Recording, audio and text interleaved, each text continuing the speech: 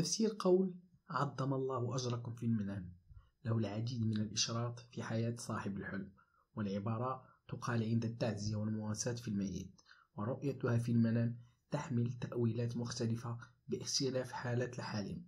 فرؤية الحالم في المنام للعزباء له تفسير يختلف عن رؤيته في منام المتزوجة أو الحامل. الحالم إذا رأى في المنام أنه يقول عظم الله أجرك فقد يشير الحلم إلى انتهاء المشكلات التي يعاني منها الرائي وتغير الأحوال للأفضل بوجه العام. رؤية الفتاة العزباء في المنام من يعزيها قد يشير إلى تغير أحوال الفتاة للأفضل وشعورها بالراحة في حياتها الأسرية وعلاقتها بمن حولها.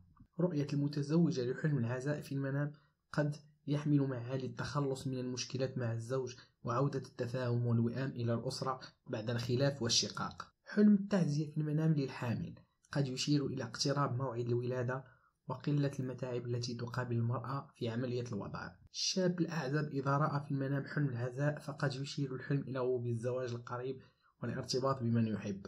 وإذا كان الرجل يبحث عن عمل فالحلم قد يشير إلى البشارة بالعالم الجديد والحصول على فرصة مناسبة. رؤية الحامل للعزاء في المنام وكانت لا تبكي فيه قد يحمل معاني السعادة وسماع الأخبار المفرحة في القريب. رؤية الحالم لمجلس العزاء يقام في بيته ويجتمع فيه الناس لشخص معروف قد يشير إلى مناسبة سعيدة للرائي في الواقع. رؤية الحالم لأناس تعزي في المنام وكان في رغد من العيش وسعة في الحياة قد يشير إلى ضرورة وبلاء يصيب الرائي في واقع حياته. نهاية حلقة اليوم. إلا عجبتكم ما تنسوش ديروا جيم وتبارطاجيو الحلقة مع أصحابكم. إلى اللقاء في حلقة جديدة إن شاء الله.